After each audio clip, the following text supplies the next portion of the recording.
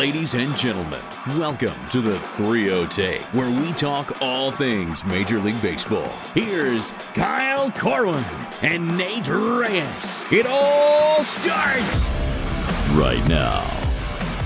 Welcome back to the 3-0 Take, presented by Big League Chew. This is episode 298. I'll be your host, Kyle Gordon. I'm here with my co-host, Nate Reyes. Nate. KC, what up, dog? How we doing? Well, mere seconds ago, I would say I was probably better, but there's nothing like cranking the volume on an Aaron Judge walk-off home run to really get the juices flowing before we start. I wanted to recording. fill you in on my celebration. I was putting the arm up, got the one up. I mean, I knew the second, I didn't even hear it, but the second you put the hand up, it was just a matter of who. You already knew who. The guy carries the whole squad. I already knew.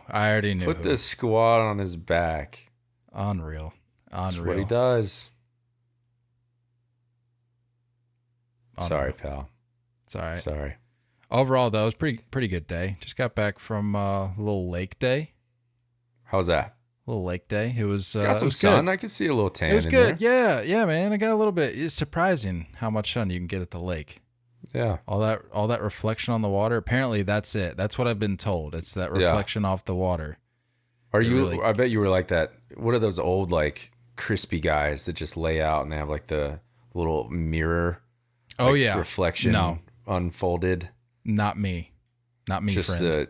the absolute crispy skin.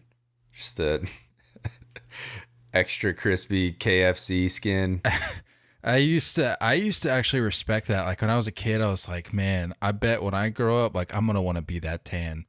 Yeah. But I didn't recognize how just dry and crinkly and like leathery. No, no thanks, dude. You look like an old leather jacket. Yeah, no thanks. Old worn down George Costanza wallet. But it further proved my belief or point that I'm just not a water guy, man. I'm just not a water guy. Not a water, like at all? Water in general? I just can't do it. I can't do it. Are you saying water as in drinking water or just water swimming? No, I need drinking water. We all need drinking water. Yeah, but it doesn't mean you have to like it. That's fair. Well, yeah, I mean, I'm really not. I'd rather have like a cherry Coke every day for the rest of my life. That'd be it. No, That'd but be it's the just dream. Like water sports and stuff. Not for me, man. Not for me. I just we've talked about this. Anything that I can't see, like when I'm in a lake or an ocean for that matter, and I can't see what's below me, I'm out. Did you partake in like some wakeboarding or what happened? So it was one of those things. I was Meredith and I were like behind the boat, getting pulled by the boat on one of those. It's like a chair thing. I'm sure you've seen them. It's like a couch looking thing. It's like I don't know. People that maybe have done this know what I'm talking about. But it's like this, like water resistant material, basically like what like water. And you're in a sports sitting position. Yeah, and they've got like little handles that you hold on to, and you just like hold on for dear life. And so Meredith's boss is just like swinging it, like he's going left and then right, and we're hitting the wakes and hopping up and down and swinging it way out wide, bringing it back to the other side, and like just. And this is like a dual thing. You and Meredith are on there together. Yeah, on the same thing, just holding on for dear life, and he's hitting like 35, which may not sound like a lot, but when you're in a boat, no, that's a lot on the water. You're 35 cruising, miles an hour dude. is moving. Yeah, you're cruising. So I'm like, no, this is not my speed, literally. But and you got launched, obviously. I didn't. I was close. We were real close. Had two instances. A couple years back when we did this work retreat for her work, I got flipped, but yeah. I've learned to hold on. That's what bugged you, is the water below at that speed? I feel like I don't even think about what's below me at that speed. Oh, that's the only thing I'm thinking about. Water, if I'm just like treading and just there, just can't see my toes. Ripe for the picking. What's down? Are there eels in lakes? I feel like there could be snakes. There's definitely is this alligator country? What's going on? Do fish enjoy sucking on toes? I'm not on board. Speaking of which, did you hear the recent development with the Loch Ness Monster? That video I sent you. Well, was there a different? Apparently, there was like some new sighting or something. You'd have to look into it. I'll leave it up to the listeners, but there was something new. All right, and I think we were on board with. I think we officially said yes to that. Yeah. Oh yeah. I'm all in on the Loch Ness Monster. It's out there for sure. Yeah. All right. Cool. But no, to answer your question, that's exactly that's the only thing I'm thinking about when we're going that fast, because I know the second I get flipped. Yeah. Like did you have life jackets on? Yeah. But I'm saying if you get flipped, you're at the mercy of the deepest parts of that water. Yeah. And I'm not into that. That's all I'll say. It's overall lake water just isn't what you want. I mean, it's a good time, but it's just not my speed. That's all. So if you're listening, don't invite me to the lake. On the boat, we're gold, right? Yeah. Yeah. Jet ski? Have you gotten on a jet ski yet? No, I will never get on a jet ski. That puppy is the way right there. You'll be totally fine on one of those. Absolutely. I just have this irrational fear that at any point that I'm in the water, whatever I'm in, I'm gonna flip, and then I'm dead. I'm done at that point. I'm done at that point. You know your boundaries. That's all that matters. Look, I know my limits, and I don't mess with them. That's, I guess, the key to not makes sense. Dying a senseless death. I don't know. It's fair. Speaking of dying a senseless death, this Andrew Benintendi update, not good for my health. Not good for my health. I was curious if that was going to hit hard. I wasn't sure. Is there still some emotional attachment there? Or is it just weird? This isn't like a Johnny Damon thing, is it? No, Damon, I think I'm out on Damon. Haven't I said that before? Is that where I'm at? Yeah. Yeah, you're pretty over that. Yeah, I think I'm out on Damon. Long hair, bearded Damon is dead to you, right? That guy just doesn't exist anymore. Yeah, because they always get these guys when they match up in series, like, who you going with? And they always, for whatever reason, seem to go with the Yankees. And I'm like, look, you mean you're dead to me. Sorry. Yeah. Like, it's fair. I'm just curious, but so this hurt though. Is it because of this current circumstances? Because of this season? No. I may be exaggerating a little bit. I don't think it bothers me as much as I make it out to be. Like I had been kind of preparing for this news for a number of weeks now. But you know what? Before we get into this news, let's run through a voicemail real quick. We do have a voicemail. I want to get into this and cover this before we open up the Benintendi / trade market talk. So let's just dive right in, shall we? Hey guys, this is John, otherwise affectionately known by you guys as John. I'm a first-time caller, long-time listener. I was listening to an episode earlier this week, and I heard your pilot buddy talking about how frustrated he was as a Cubs fan. I'm a Cubs fan too, been for 30-plus years, and I don't think I've been more frustrated and furious than I am right now watching Jed Hoyer not even try to extend the heart and soul of this franchise, and all this talk about him wanting to compete starting next year. Yet he doesn't want to keep the one player that can actually help the veterans and the young guys coming up. And it's just extremely frustrating. And then finding out they haven't made a meaningful extension talk with them since 2017, it just boils my blood. Anyway, I guess because it's trade deadline, I just wanted to ask you guys a question, Kyle. If there's one move that if you had your say in one trade that the Red Sox could make at the trade deadline, what would it be? And Nate, same question for you, but for the Yankees, Juan Soto aside, everyone wants Juan Soto or should want Juan Soto.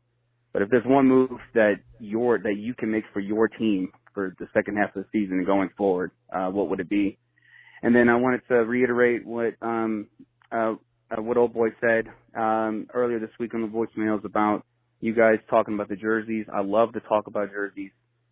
You guys absolutely kill it with all baseball talk, and it's not just the stats or the scores or the players. It's everything. That's what makes it so interesting. That's why I'm such a huge fan of you guys. So keep it up. And I guess if you could have one team, or if you could have a game where with your favorite classic jersey of all time, could be any team. So you pick two teams. And you pick the classic jersey for each team, and then you see them play just so you can watch them play in their old school jerseys. Thanks, guys. I'll hang up and listen. Thanks. Let's go. John's the guy. Let's go. Let's go. He checked off all the boxes. He said, "I'll hang up and listen." Literally an episode after I asked for that request. Because we are, after all, turning this into a radio show. So I'm here for it. What a voicemail. I'm over here just getting all sorts of emotional in my feels. Where do we start? All right. First of all, the Cubs. Start with the, yeah. Let's start with the Cubs. Let's dabble back into that for just a minute. First of all, before we even get into the trade talk, I put out a tweet the other day when it was... it would have been, was it Wednesday? I think it was I think it was yesterday. So it was a video, which I'm sure you've probably seen it by now, but it was the hug video between Ian Happ and Wilson Contreras. Yeah. And I tweeted that video with the caption, "Cubs fans must be getting pretty tired of seeing their guy shipped out every year." And some guy had the audacity to follow up and say, "Relax, it's been 2 years," and then so on and so forth. But I, to be honest with you, I didn't even read beyond that because I stopped at that point and I'm thinking, what are we arguing about here? so like when does it become too much? The third year, the fourth year? Yeah. It doesn't take away from the sting that Cubs fans are feeling even in back-to-back years, because if you look at the guys that they shipped out and are planning to ship out, these aren't just freaking... what was that guy? Joey Butthole. These aren't Joey Buttholes that you're shipping out. These are guys that won you the only ring you've seen in your generation, in the three generations before you. Exactly. Like Jean said, he said the heart and soul of this team. Yeah. And to see guys being picked off one by one, shipped out one by one, like it's a freaking Amazon warehouse. Yeah. That's tough. And to sit there and try to minimize it to 2 years, it's just 2 years. There's not going to be anything left. So I just wanted to get that out there. Is he? Well, let me ask you this: and I'm sure you can't give a thorough answer compared to a Cubs fan, but is Wilson Contreras just the heart and soul by default at this point, just because everyone else is gone? Well, I'll be honest with you. When you look at that group of guys, that core, do you consider like Wilson Contreras that guy? I've always thought it was like Rizzo. Well, I'm glad you asked that, because when I've been seeing all these like heart and soul monikers attached to Wilson Contreras, and I was like, surely that can't be the case. Like, he hasn't been there that long. Bro's been there since like 2016, since they won the whole thing. Yeah. And I'm like, okay, and he came up big in that whole entire postseason run multiple times. So yeah, so that changes my perspective on it a little bit, because I guess that aspect of his career kind of slipped my mind, because it's like, okay, we had the Cubs had their moment, right, and it's just been since then. And so I'm like, well, surely Cubs fans don't feel that same attachment, but I guess for some reason it just slipped my mind that he was part of that group as well. So then it reshifts my whole mindset on the value that he holds, not even just on the field, but as a player and as an individual, and what he means to these fans. I'm like, okay, I get it. I get it when I'm seeing these hug watch videos, when I'm seeing tips to the crowds, to the fan. Like, I get it. He loves it. I think it's just like you see it on his face. Like he truly wants to be there, and it upsets him that this is even happening or potentially happening. And I mean, I'm with you. I don't understand. We've talked about it before. Like, I don't get the whole thing at all. If the Cubs were just transparent and they just came out and said and let their fans know, hey, this is the route we're going, But you give this like false hope of, I mean, the Seiya Suzuki signing was the one that confused me the most. And I get that the international one, it's like everyone puts in their bid and then he kind of chooses where he wants to go. Why put in a bid? For what? Is this a trade chip eventually? Are you wanting to build around him? For years, I've just heard of like, let's just get to the point where Jason Hayward's contract is going to die off, but now he's going to be the last one hanging on. I don't understand any of this. But Wilson Contreras is going to go to a contender. It's just a matter of when he's going. And I think the big question mark is that I keep hearing now of like certain teams wanting potentially move him to a new position. Because it's weird. You can't trade midseason for a catcher and expect them to gel immediately with the whole staff. Yeah. So that's it's actually kind of something I hadn't considered when I started. It's a weird. I think that's the only thing. That's the only thing that's kept him from being moved, like sent somewhere else already. Yeah. I think it's the only thing. So you look at a team where you try to figure out, okay, well, what team is okay just letting a pitching staff continue to do their thing? And everyone, I in my mind think Astros. Could see a little bit of Mets. But Astros, you're like, what are you going to mess with? That rotation and that, everything that they've done pitching wise this year has been rock solid. Do you want to rock that boat? It's weird. At a certain point, though, you need a little bit of accountability at the plate. I think I saw something today that said their platoon behind the dish is hitting like $150 or something, $160 maybe. Not good. Do you risk rocking the boat to at least get a little? I know catching is, or the catching position is probably the least position you're most least concerned or you're least concerned with. Yeah, but that you got to have something there.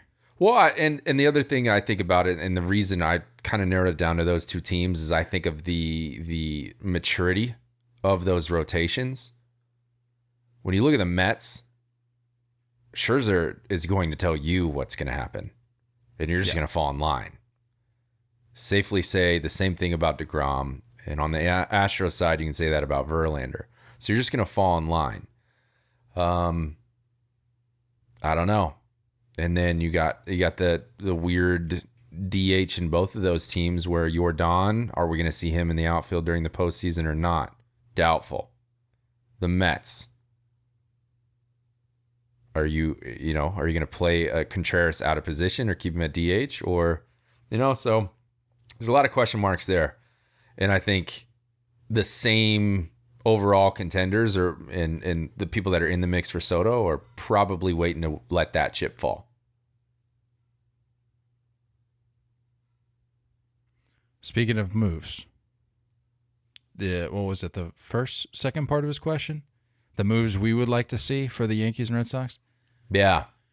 For me, very easy. You need a first baseman. I'd love to see Josh Bell hit first. That's not even. You think they're buyers? Well, I'm saying. Well, sorry. I guess I should have clarified. I was under the impression that was the question for both of us, but I guess he just said. Did he say just move in general? So it could technically be selling. I think I'm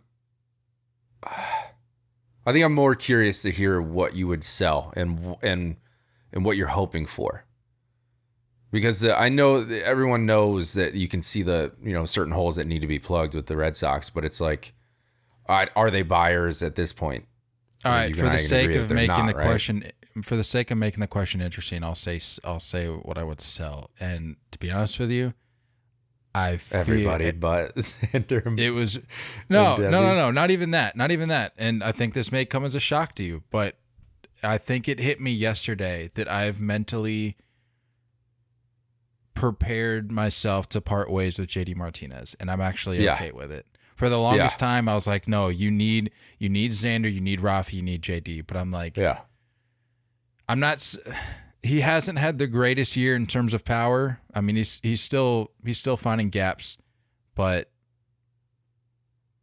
I would like to, as much of a freak as he is in terms of hitting and the science behind it and all that we've talked about it at length, I would love to be able to get ahead of any sort of major decline that lay ahead of him and just get what you can for him. Well, you're not going to were they going to re-sign him? Did you hear any rumors of that? In terms of re-signing, I don't think so, but he's a type of guy that's made it clear that he loves Boston and like absolutely wants to be here. So what's to say this isn't a little rental okie doke and he signs back with Boston in the offseason? Because we've seen instances of that being the hope and it just doesn't happen and we don't get the guys back that we would like to get back. You have a landing spot for him? Prediction? I don't. I mean, I keep hearing Mets. I see Mets. I see Mets for either JD or Mancini. One of the two. Another guy, which I saw a video of him today with the hug watch waving to the fans. That's weird to me. Are they talking with the front office or something throughout the week? Do they have an idea? I think it's the agent. I think it's the agent playing that middleman that's going to be a little more straight up with them and say, look, like it's likely. It's going to happen. It's a matter of where. I saw it. The video was from today, so I'd have to look at the schedule. It's possible they're out of town this weekend, and he probably thinks he'll be gone before they get back. I'm not sure where they're at this weekend. Yeah, but now is there anything you're hoping in return? Does it matter? Just some top 30 prospects, kind of thing. I guess getting anything back for JD in terms of Major League ready, it's like for what? If you're gonna start chipping away, why bother? Like Is there any hope of re-signing Eovaldi? Honestly, I'm glad you brought that up. That's another guy that I think I've mentally I traded him away in fantasy. Yeah. So if I'm doing that, it sounds silly, but if I'm doing that, I'm like, okay, I think I'm mentally prepared to part ways. It sucks. I love Eovaldi. I think he's been great, and I think even though he's in a little bit of a slide, I think he's one of our better guys. But what about you for the Yankees? It's Luis Castillo or bust in my mind as a fan. I think he's continued to just dominate. And even when he was visiting against New York a couple weeks ago and the Reds put it on him a little bit, he was calm, cool, collected. They did ask him questions about hair and beard and everything. He's like, I don't care. I'm all good with it, man. And I think he's got the right mentality, and I think he's got the right kind of, personality to fit into, a big city like that. And it's almost got to be a block to anybody else. I'm going to be devastated to see him go anywhere else. So that's probably my number one hope for the Yankees, because the rotation is it was a good story. And it was a Cinderella story for a while, but it's like, law of averages, we both speak on it. When you look at it, it's like Montgomery, Tyone, guys like that. Nestor is even starting to come back down to earth the last few months. They need a true number two to back up Cole, and somebody that can actually potentially be an ace elsewhere kind of guy. And I don't see anyone else on the market outside of Castillo. Frankie Montas is a great plan B, but it's got to be Castillo. Which reminds me, it's a great time to remind the chasers, the listeners, that we are at that time of the year, that happens every year, where we need to preface our conversation. Yeah, it'll be outdated within the next 48 hours, I'm sure. Within the next 48 minutes, I'm sure. I'm sure some trade will drop here tonight once these games start wrapping up. So just want to put that out there. So forgive us. We apologize in advance. This is as of 7:15 Pacific time on 10, Thursday 11. the 28th.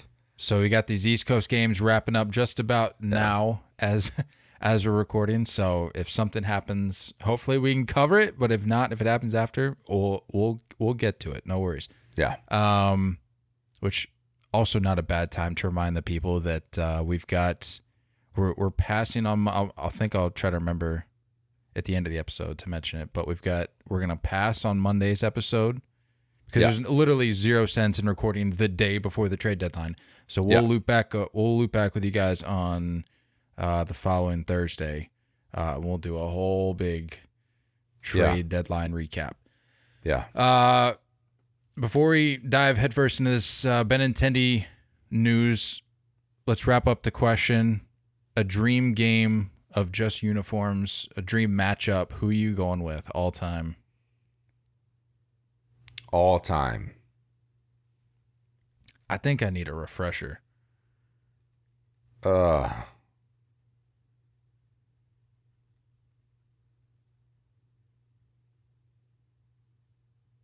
time, huh?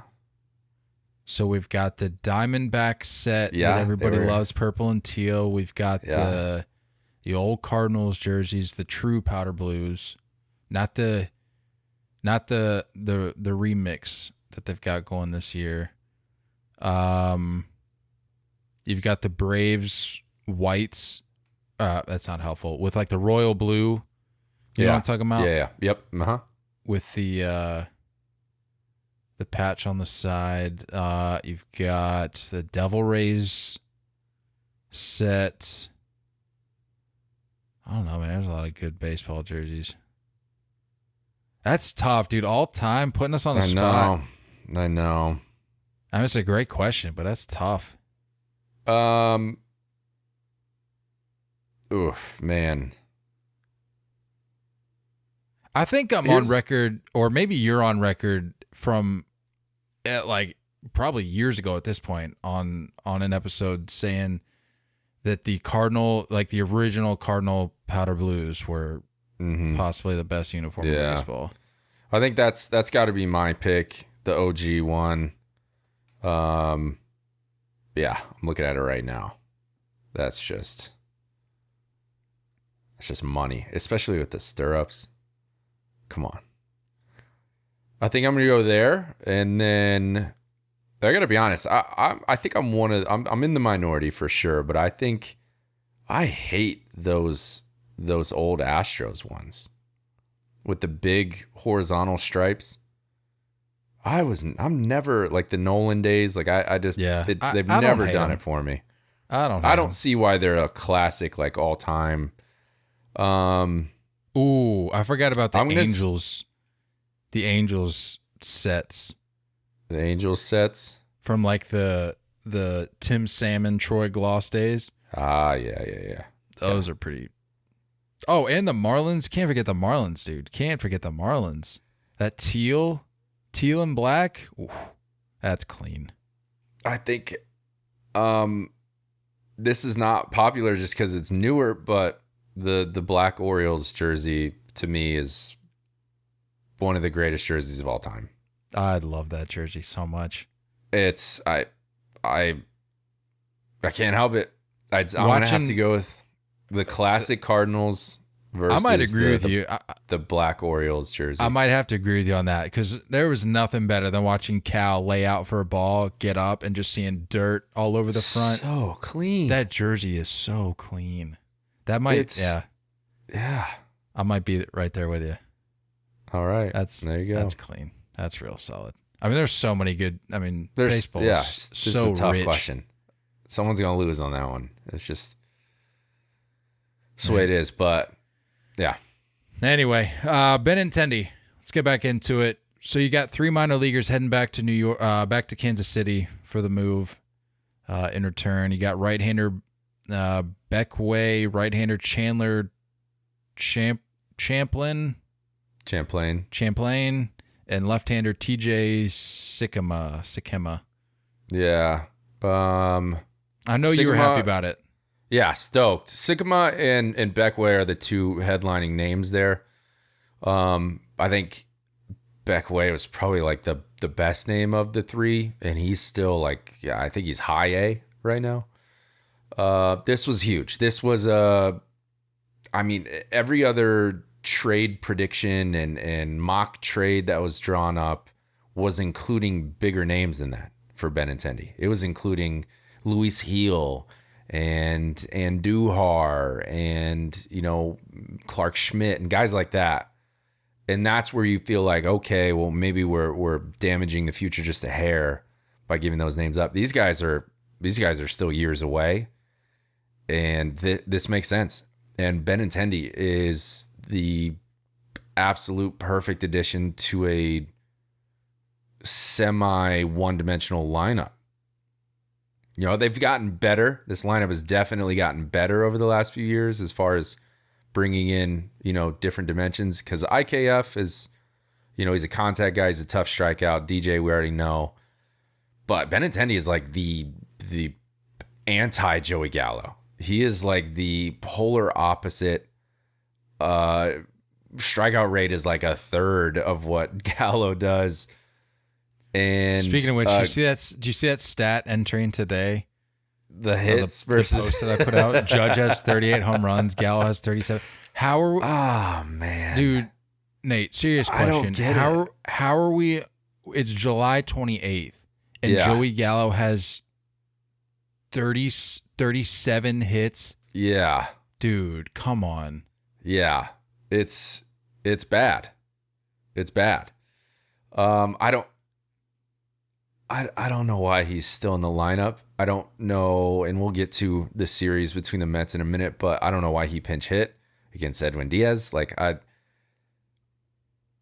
I want to believe that it's like the front office is almost trying to say, okay, well, we got to get him out there, because if he does run into baseballs for the next week or so, or next few days, it does slightly increase his value in any trade talk.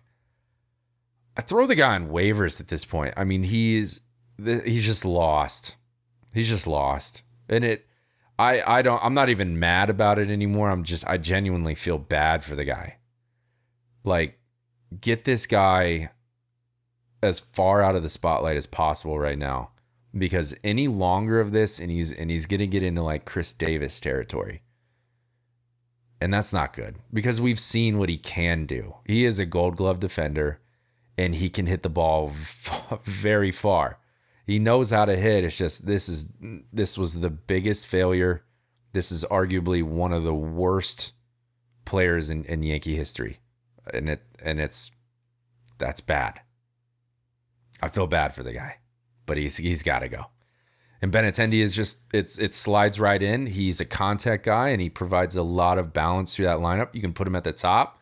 You can let him flip the lineup over towards the 7, 8, 9 range. He is perfect. Not to mention he's a lefty. So it overall just makes a ton of sense.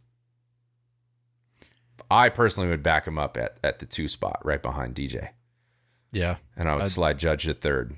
Yeah. 2 is kind of the spot. When I think of Benny, I think of him being in the 2 spot.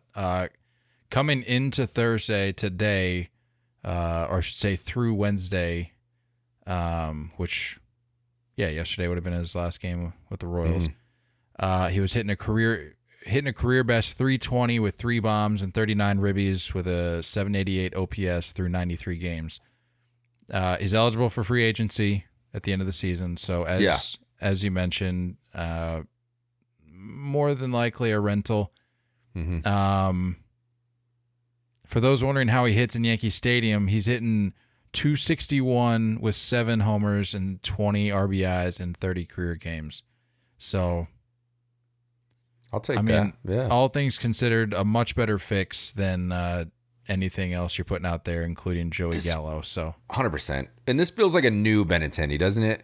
This isn't like, he's not the old, like he used to chase Pop a little bit more when he was a Red Sox, I feel like. Now he's only got 3 jacks on the year. I feel like he's just completely changed his approach. And I'm cool with it. I think he's honing in on his strengths a little bit more, and just kind of coming into the player that he probably is better suited to be, and trying not to be something that he's not. Yeah. But like I said, a good fix. Hey, it pains me to see it, but look, this is the first ever Yankee I've ever had on my fantasy roster. So I guess there's a weird, first time for everything. I'm sure you'll trade him fairly soon. Nah, we'll see. Yeah, we'll see. But summing up on this trade, overall, excellent. This is what I was hoping for. This leaves a lot of pieces still in play to go do more trades, and there's no reason why the Yankees shouldn't be getting at least Castillo and maybe even another reliever. There's no reason this should not happen. I feel like the great part about this trade, like you already alluded to, is you get Benintendi giving away guys that for all intents and purposes don't mean really anything to you, and you can save those other names for possibly a bigger guy or a more pressing need that you can flip those guys for. So look, I'll give it to him. That was a win for the Yankees. Whatever. Yeah. Not gonna go too far into it, but tip of the cap. We already talked. I mean, this is the last go around for Cashman, and he's going down swinging. He has to, otherwise he's gone. Wasn't looking too good for the Yankees after a sweep to the Mets. 2-game sweep in Queens. Okay, look. We just got done talking about the Yankees. We don't need to make this another Yankees segment. Let's focus on the Mets here. But before we do, I feel like we need to bring this to the table because this happens with a lot of fan bases. This happens all across baseball. You get two fan bases that claim they don't care about the other, or they're not impressed by the other, or they're not. And when I say fan bases, I mean regarding the other team. So like Mets fans not being threatened by the Yankees and vice versa. You get this cross baseball, the Dodgers and the Padres, the Red Sox and Yankees, so on and so forth. But they always seem to come out of the woodworks when it's time to play, and it's like, this is like the World Series, and this happened to be one of those series where it's like you got fans pretending like they don't care, more so for the Yankees because they took 2 straight losses to the Mets. But then on the flip side, you got the Mets caring seemingly a lot about these 2 games, and then you got Yankees fans being like, well, congratulations, you won the July World Series. So where do you, I mean, I'll give it to you. You're a very reasonable, level-headed fan, so you're not going to get too high. You're not going to get too low. Yeah. But would you agree that seems to be like a thing around baseball? Oh, yeah, for sure. You got both fans, like if they win, the 1 foot in, 1 foot out. Right. Exactly. Yeah, it's like, and then if you lose, then it's like, well, whatever. I don't care. Take your World Series in July. Is that? Yeah. I'm just saying all that to say, I think fan bases across the board can be pretty hypocritical. Oh, yeah, for sure. I definitely agree there. Overall, I mean, you can't ignore the fact this was like playoff atmosphere. Both those games. For sure. The energy in the stadium, that was absolutely playoff atmosphere. Fans were hyped there, and it's been a hot minute since both teams have been this good. Well, a little note here that I just discovered before we hopped on. The Mets-Yankees game Tuesday night earned the largest MLB audience on TBS since 2009. There you go. So to sit here and say baseball's dead, no shot, dude. And this is look, even if you hate them, which majority of fan bases do, or majority of fans in general do, you still tune in. That's the whole point. You love to hate these teams, or you love to love them. There's no in between. And I think there was that buildup. Now, as far as where I sit with this, during the game I get into it and I get caught up in moments and I get pissed when things don't go right. So I'll admit that I'll fall into that and I care during the game. And then after the game, I kind of like I have to like remind myself of like, oh, it's all good. Like it's July, we're chilling, it's fine. And you have to think of the matchups, and overall, I mean, I thought Domingo Germán looked pretty good against Scherzer. Scherzer gave up quite a few bullets. I mean, there were some hard hit balls. Josh Donaldson hit like 3 hard hit balls. IKF a couple, Trevino a couple. So like there were hard hit balls, they're just right at guys. And I even told Paige, I was like, you know what? You could just tell when certain games have this flow of like, it's not going your way. And there were a lot of instances with the Yankees. I was like, it's just not going their way tonight. And sure enough, Marte walks it off. So, but the Mets are real. I know you're still, holding out, but the Mets are real. And hey, I'm surprised you didn't ask me right out of the gate about where I stand on that. Let me just address the people, because I know they're just dying to know. Because look, the Angels were that narrative's done. Like they've totally fallen by the don't wayside. even exist. Yeah, I don't even acknowledge them. That story, I put a nice bow on that. We're done. I nailed it. Been saying it since March. We're done. We're done with the Angels. No need to cover anything about them again. July 28th, you can officially say the Angels are dead. We're moving on. Mets, however, that's the other story that I've been preaching on since the start of the season and even before. I will say, this is the closest I've probably been to saying that the Mets are real.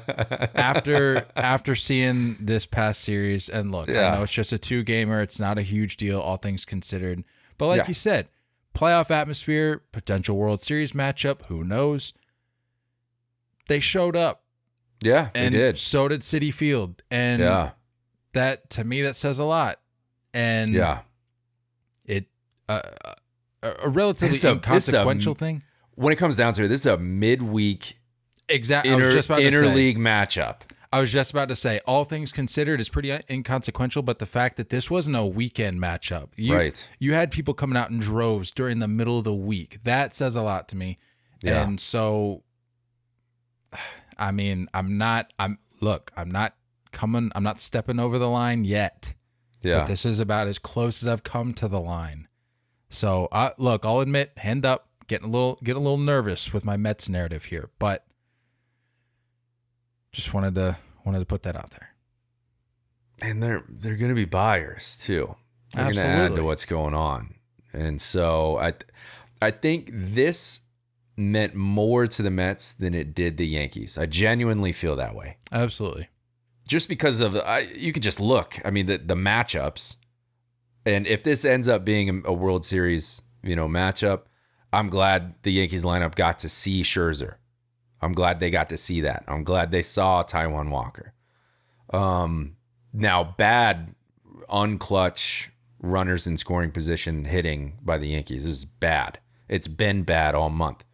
I'm not saying that they have any excuses here. They've been playing bad baseball. But, again, Montgomery versus Taijuan Walker, you could kind of say that's pretty even, maybe a wash. But for Scherzer against Herman's second start of the year, I'm okay with how they did it. And the bullpen did okay with the Yankees as well. But the Mets have it's momentum at this point. I think they just have a lot of momentum. Yeah, look, and they're pumped. The Yankees didn't need these wins. Yeah. For the Mets, though, you got it meant something. The little brother wins. That's what it meant. It meant something, and you gotta remember that the Braves are breathing down your neck. Yeah. And so I know it's an interleague matchup, but just in terms, like you said, that momentum, that's huge. Yeah. And even though it really doesn't do all that much for you in terms of your divisional race, you beat the best record in baseball right now. So I mean, yeah. Good for the Mets. I'm not gonna if you came here for some sort of Mets bashing or doubling down on my narrative, it's not. You're going to be sadly disappointed because I got nothing but respect for the Mets on this particular day. What tomorrow I'm curious holds, to see. Oh, well, speak of the devil. Mets just got Tyler Naquin as we're talking about it right now. There you go. Let's acquire some lefty. I don't get that. Do you have a quote card worthy take on the future of this potential matchup come October?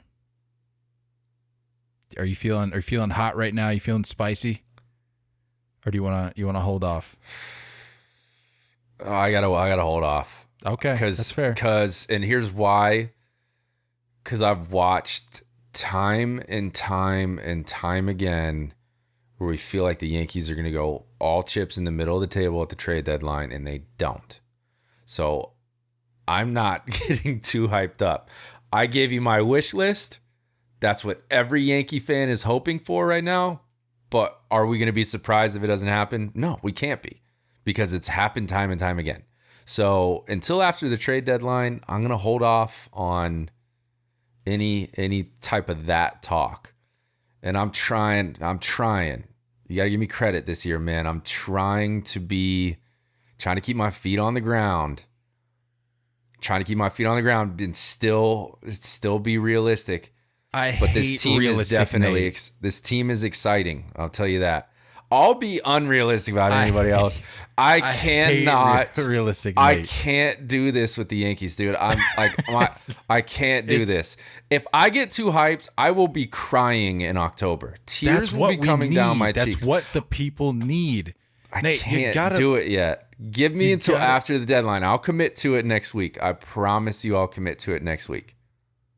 There's a quote out there. It's something along the lines of, "It's good for your soul to invest in something that's out of your control." I need you to just go all in this year. You need to be writing greeting cards. Thank you. You need to just acknowledge that this is the closest you've been able to taste a World Series. Forget the trophy, just the appearance in a long time. Yeah, in a long time. And I'm gonna need more. 2017 feels a long time ago, and that was one game away, and that is I still feel a sting there. So I'm saying in terms of dominance, like it's been a minute. For sure. Speaking of dominance, can we talk about what's going on with Mike Trout? Wow, has my opinion shifted on Mike Trout in the last 48 hours? I mean, this is what I've been saying since the beginning of the year. I told you. Everyone was talking when that stat came out about how he's played in less games than Judge the last few years. And it's like, now you're starting to open your eyes. This is why I don't have GOAT conversations when you're still playing. I'm not going to have that conversation. Can we have a GOAT conversation about Big League Chew? Of course. Hello. BLC, Dude, GOAT. I got the best text from my mom the other day. Let me pull it up. Let me hear it. My mom texted me yesterday when I was at work. She said, "My last trip to the store, I got you a bucket of seeds and a 10-pack of BLC. They're down in the laundry room." So they're just sitting there waiting for me. And I was like, you know what? I remember the gold mine of your parents' laundry room. It's just snacks galore. Snacks on snacks on snacks. It's a snack bar down there. It's ridiculous. I love it. They got that Mama Corin just coming in clutch with the, was it David's? Was that the bucket of seeds? Yeah, had to. I got one in the. She got me another one. I'm still working on the one that's in the back of my car right now. Yeah, it's like 3/4 of the bucket left. I'm gonna be swimming in seeds here soon. The salt intake is ridiculous. It's dangerous. David's original just destroys all cheeks. I'm sorry. It's tough. It's worth it though, but that's a fight. Well, what saves your cheeks is Big League Chew, baby. Founded by former left-handed pitcher Rob Nelson, Big League Chew started from humble beginnings in the Portland Mavericks bullpen in 1977. For more than 40 years, the iconic pouches packed with shredded, flavorful bubblegum has become the #1 shredded gum of athletes everywhere. Big League Chew has sold more than 900 million pouches and is designated as the Hall of Fame bubblegum. You just saw it last week, didn't you, pal? In the Hall of Fame. Gum. Come on now. Grab some gum and head to Big League Chew's social media channels, at Big League Chew on Twitter, at Big League Chew Gum on Instagram. Show off your Big League bubbles. You can also find a list of retailers or purchase any of their products directly from their website at bigleaguechew.com. BLC. Big League Chew. We're not going to name other brands here because no free ads, but if your favorite gum isn't Big League Chew, is that gum in the Hall of Fame? No. Don't bother looking it up. I already know the answer. It's not. No other gum in any other sport will ever be in the Hall of Fame. It's Big League Chew only. It's literally Big League Chew and the rest. It's it. Your favorite gum, if it's not Big League Chew, means nothing. It's a old Robbie boy got a lot of airtime on that documentary, by the way. Proud of him. I've got to watch that. He looked good. He looked good. Give it a viewing. It's only about an hour and a half. It's not too bad. I'll get and you to that learn this some weekend. stuff, dude. It's cool.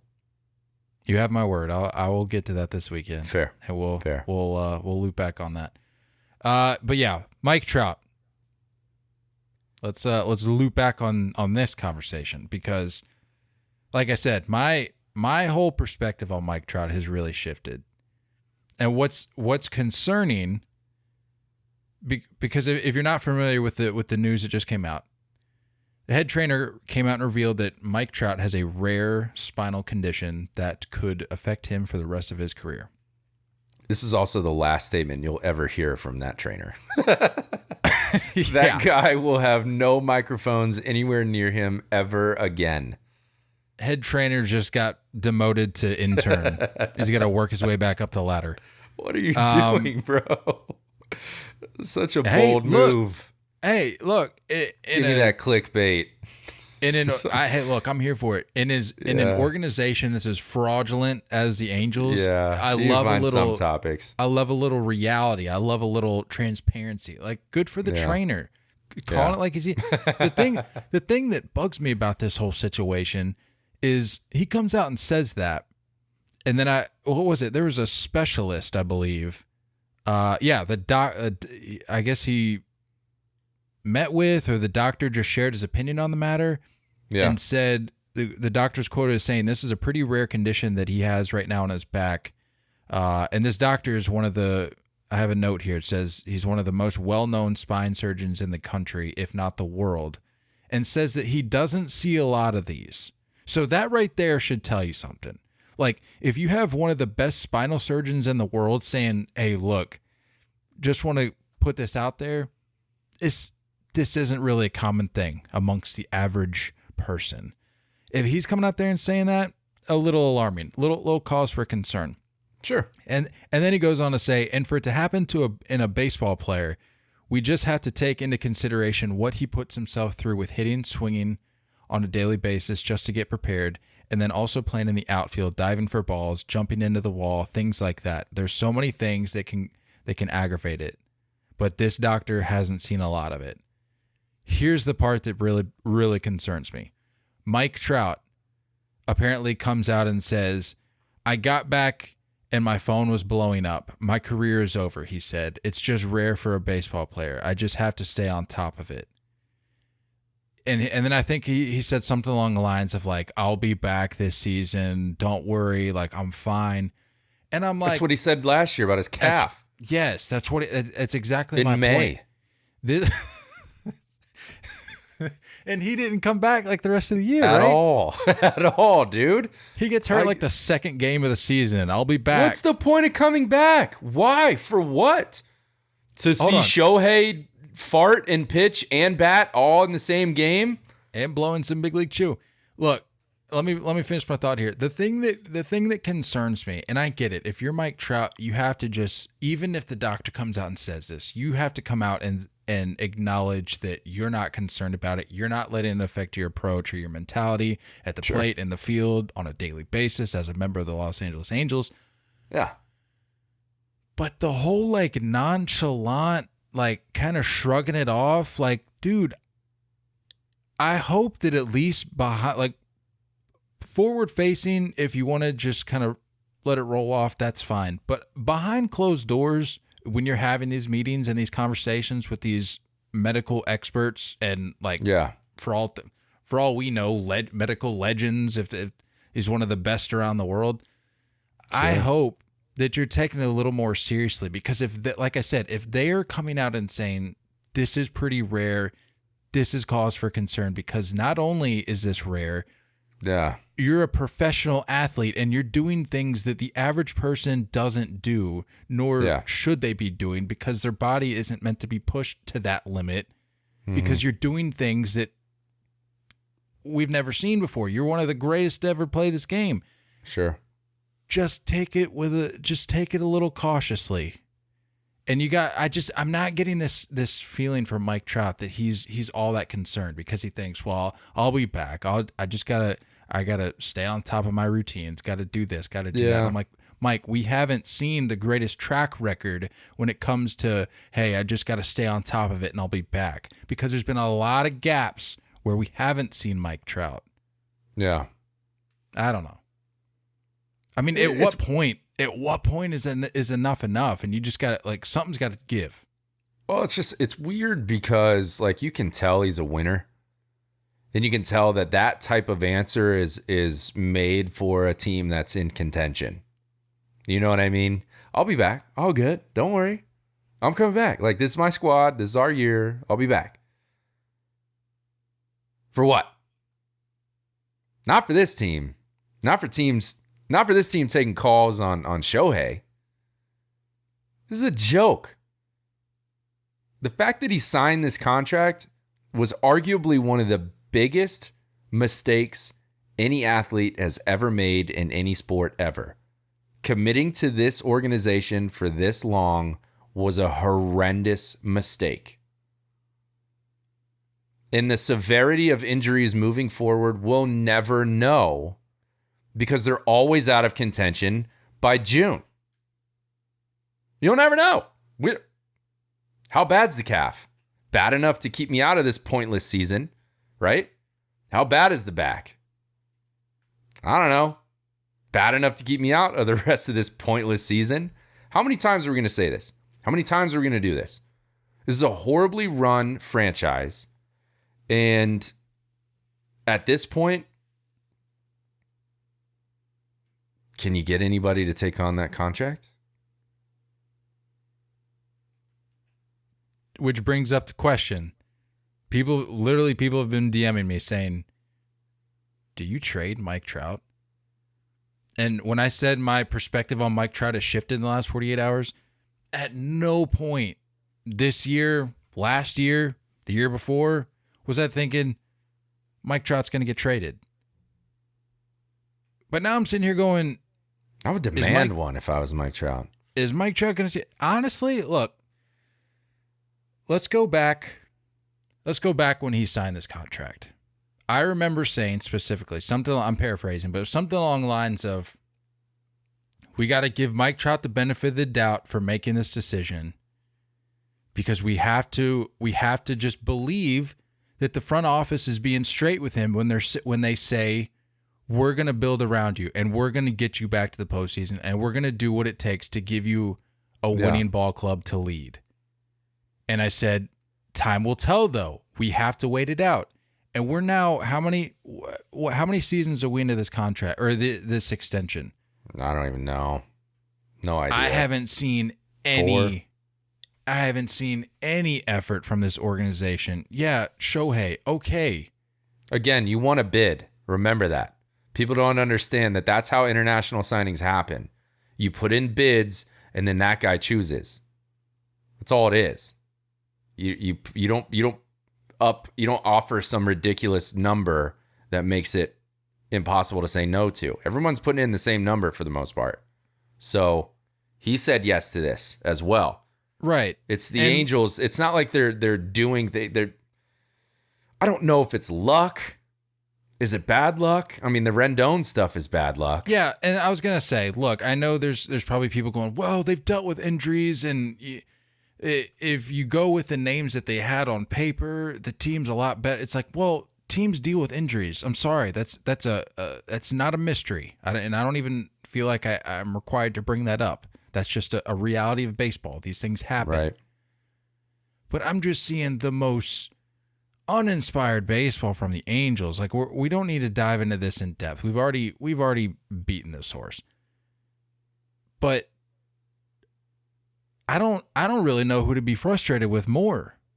I don't know whether to be more frustrated with the Angels for the reasons I just listed of not fulfilling their presumed promise to Mike Trout when he signed this deal, or if I'm more frustrated with Mike Trout for seeming like he just, I don't know. I don't get this fire from Mike Trout.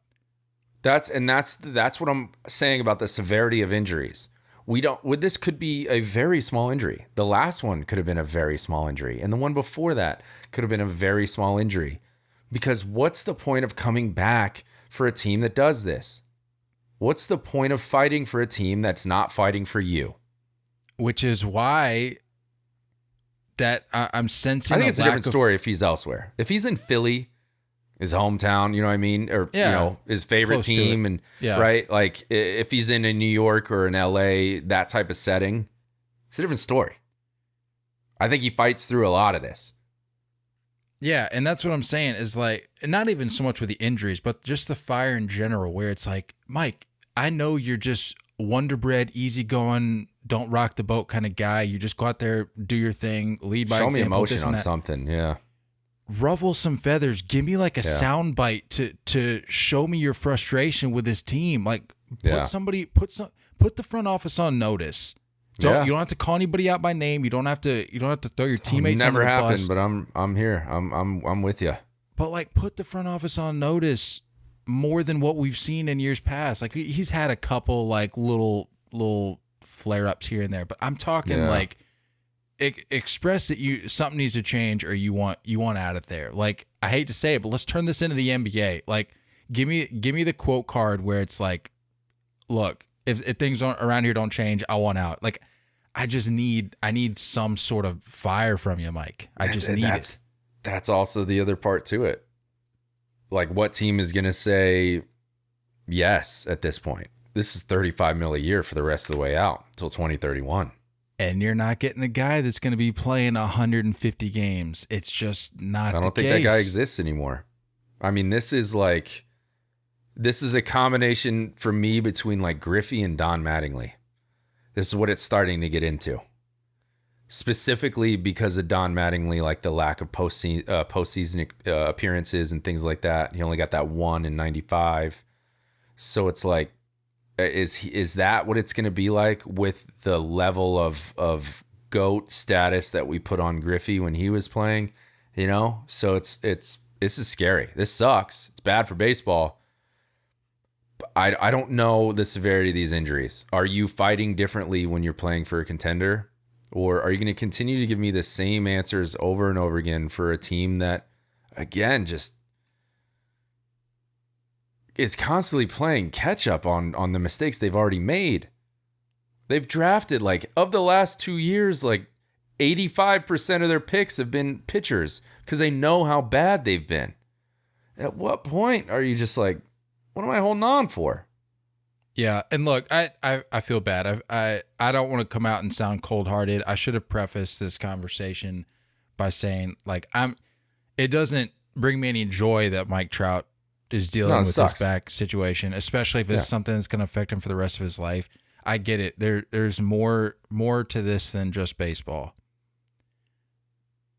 But from a baseball perspective, we are here talking about baseball. If you look at strictly what's happening on the field or what's not happening on the field, I guess is a better way of putting it, we are quickly approaching Griffey status when it comes to Mike Trout, like you said, in terms of the talent that was there, and you saw flashes of it, even at times for extended periods. Yeah. But not over the course of a career, and it sucks that we're missing out on that. But if this continues, I just don't think there's any way around that. And you have to remember, he's not 24. He's 30. Your body doesn't get better. You know what I mean? This isn't something, and he's playing every day. We see longevity and we see guys that figure it out typically from the mound. You don't really see guys that age well as far as position players go. Definitely not guys that play up the middle. Sad. But this is, again, I'm not going to have this. I will never have the GOAT conversation about a current player ever again. This is the nail in the coffin for me. I will never do it. Sorry. I mean, I may not feel as strongly about it as you do, but I respect the opinion because I can see where you're coming from. You can look at Mike Trout's career and recognize that. Yeah. Maybe a little premature. Sport comparison, because Griffey did put up Hall of Fame ridiculous numbers. Mike Trout's still not really there number wise. Like he's not like top 20. You know what I'm saying? Griffey was still we're not at that 500, 600 home run threshold yet. Right. That's what I'm saying. This is more like Bo Jackson for me. You know what I mean? A guy that was just like a weird freak set of injuries that started to happen, then he was just done. And we never got to see him for a long enough period. Yeah. Sucks. It sucks. You know what doesn't suck, Nate? SeatGeek. It's the answer to all your ticket needs. You're looking for tickets, you have plans with friends or family to make it to an upcoming game or concert, or are you even looking months ahead to nail down a date to get tickets before they sell out? With SeatGeek, you can find tickets, games, concert shows, and even theater performances with just a few easy clicks. From making it even better for you if you're a first-time user of SeatGeek. Next time you add some tickets to your cart, use our promo code the number 3, the number 0, take pod. That's our social handle at checkout to save $20 instantly off your first purchase as a first-time user. It's all you got to do to save some of that. Cold hard cash. Enter promo code the number 3, the number 0, take pod. That's our social handle at checkout. SeatGeek. Look, I think we mentioned here before, it just doesn't make sense for us to speculate on potential trades. Nah. Like, I feel like well, I was going to ask you this. Would you say over the years that it's almost, I feel like these trade deadlines have gotten more predictable. Not in terms of like, I think they've gotten more underwhelming. I think they go hand in hand, is because there's so much communication going on, and there's so much so much attention being placed on certain moves. And I honestly feel like, call me crazy, but I feel like a lot of what happens on social media, the general sentiment from fan bases, that I want to say that gets heard a little more from these front offices than they used to. Yeah. And so I feel like that somehow, definitely a great point. I feel like that somehow, I won't say messes with the mind of the front office, but it's got to sway to some degree.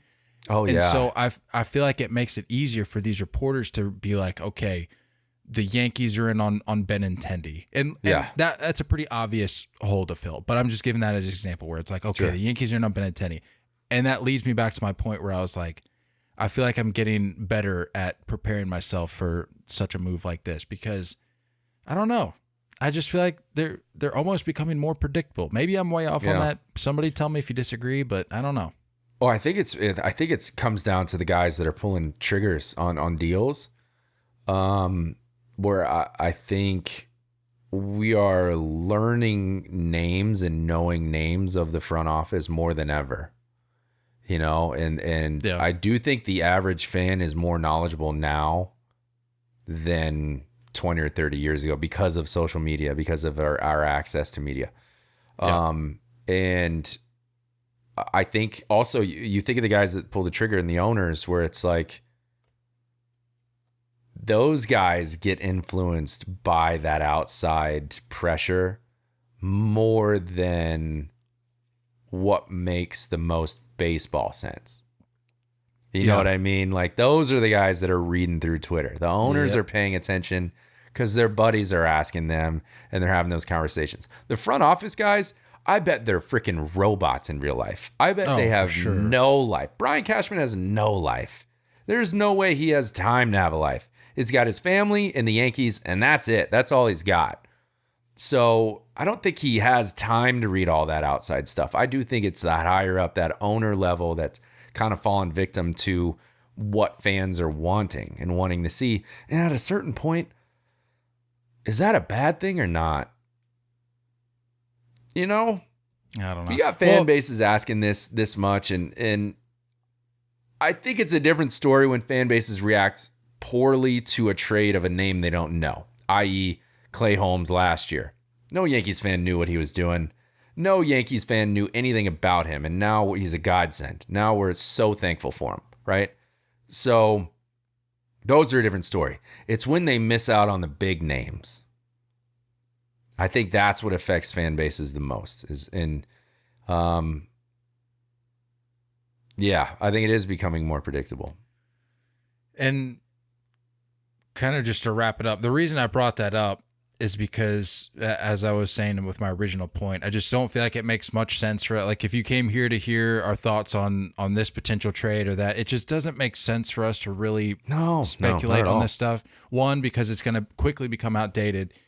And two, it's because, I mean, you can spend hours talking about which player makes sense for this team, but at the end of the day, the team that wants to get that player is going to go out and get him. So I don't know. It just doesn't make sense for us to speculate a whole lot on it. But like I said, just bringing it full circle here, we will have a trade deadline recap where we talk about all these things after they've happened, to where it makes more sense to talk about them, and it would be a more enjoyable listen for everybody. With that said, Nate, let's get into our weekend series preview here real quick, and then we'll get out of here. My series right off the top here has actually started. It's already underway.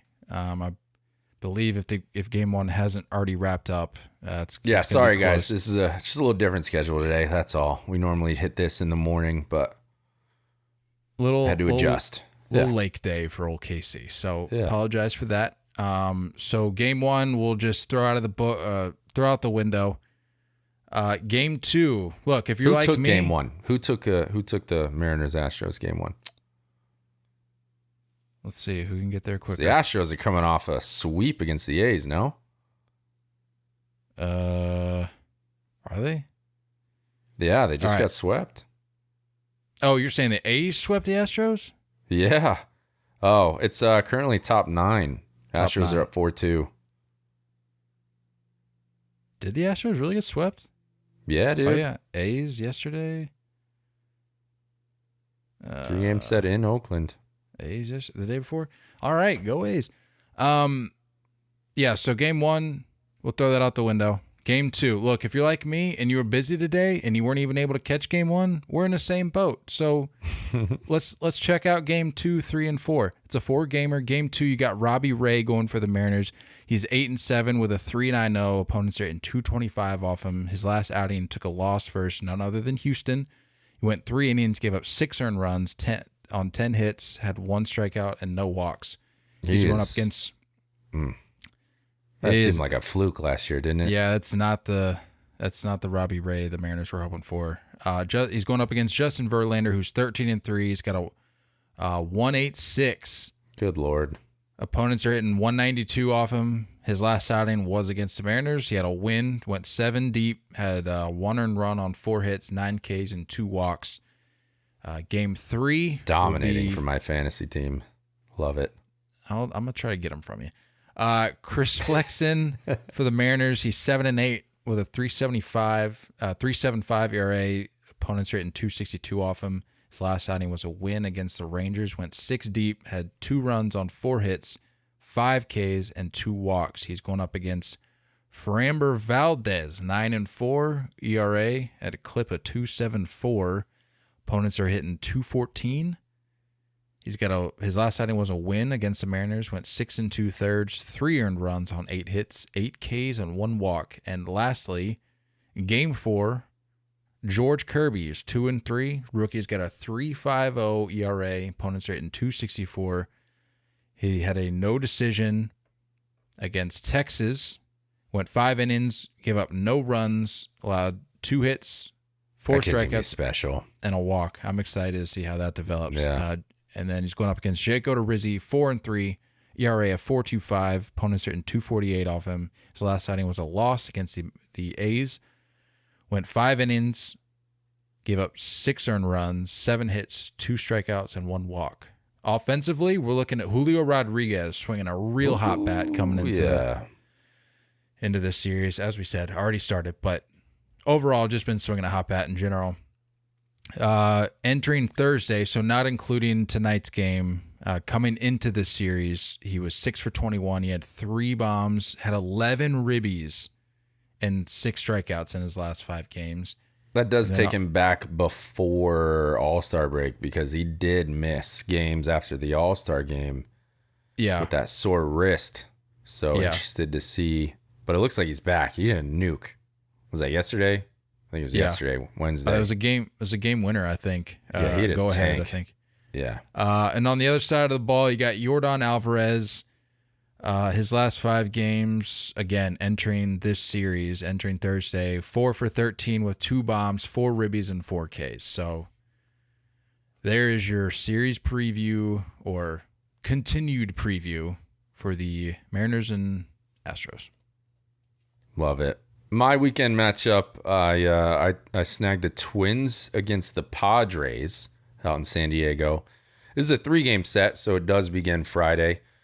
Game 1, we got Joe Ryan going against Blake Snell. Joe Ryan is 7-3 this year, 2.89 ERA, 2.07 opponent batting average. So he's been lighting it up. Last start was against the Tigers. He went 5 2/3. Only gave up 1 earned run on 1 hit, 7 Ks and 1 walk. I think that guy's real. I think he's real. Blake Snell this year, rough. But had a good start last time out. He's 2-5 on the year, 4.74 ERA. Opponents are hitting 228 against him. Against the Mets, he went 5 innings, no earned runs, 4 hits, 2 walks, and 5 Ks. So solid for him. Game 2, I think this is where my eyes are at the most. Saturday. Sonny Gray going up against Joe Musgrove. Cool guy, Joe. Sonny Gray, 5-3 this year, 3.52 ERA. Opponents are hitting 225 against him. Last time out against the Tigers, he went 6 innings, 1 run, 2 hits, 7 Ks, 1 walk. I feel like Sonny Gray has kind of settled into himself out there a little bit in Minnesota. Yep. Joe Musgrove, we already know, been doing his thing all year. 8-3, 2.63 ERA. Opponents are hitting only 2.07 against him. Did get touched up a little bit against the Mets. He went 5 1/3, 5 hits, 4 earned runs, 2 walks, 4 Ks. And then lastly, Sunday matchup is going to be Dylan Bundy against Sean Minaya. Dylan Bundy is 6-4 this year, 5.02 ERA. Opponents are hitting 275. Good Lord. And last time out, he went 4 innings against Milwaukee. Gave up 5 runs, 7 hits, 5 Ks, and 2 walks. That's a lot against the Milwaukee offense. Let's be real. And Sean Minaya, thank God I got rid of him on fantasy. This guy has just been that's a first place Milwaukee Brewers you're talking about there, pal. Hey, I understand. We all know they can't hit with the best of them. So Sean Minaya, sayonara, pal. You were way too up and down from me on the fantasy squad. He's 5-5 this year, 4.33 ERA, 2.39 opponent batting average. And against Detroit his last time out, only went 3 1/3, 4 earned runs, 1 walk, 4 Ks. Woof. My offensive stars. These guys, look, they headline names for sure, but I mean, we were like in MVP conversation for both of these guys a couple months ago, and now it's just like, I don't see it. Byron Buxton for the Twins has been okay lately, but well, look, it's hard to put anybody in the, at least from an American League standpoint, it's really hard to put anybody in the conversation right now. So sure, understood, but it's like, dude, he's 4 for his last 17, 2 jacks, 2 ribs, but 9 Ks in his last 5 games. 9 strikeouts. That's a lot. Manny Machado, I blame first base. I blame the slickness of first base. This guy's just not been the same since that injury, and it sucks because he was on probably a career year. He's 6-20, 6 for his last 20, 1 jack, 3 ribs, 5 Ks. So couple good matchups this weekend. It's slim pickings, to be honest with you. Not a whole lot of good baseball to watch in the other matchups. So I would lean on these two if you're looking for something exciting this weekend. And that, friends, is where we will leave you for this weekend. Nate, let's get out of here. Let's get out of here. Good luck to all you fans and chasers over these next few days. Hopefully you're not too disappointed. But I have a feeling there's going to be a lot of disappointing, underwhelming things over the next few days. I feel like there's a couple moves coming, but I don't think it's nearly going to be that frenzy we were hoping for, unfortunately. Could be wrong, though. I'm always wrong. It happens. Don't go chasing curveballs. We love y'all. And as always, looking forward to talking more baseball with you guys soon. Until next time, stay filthy.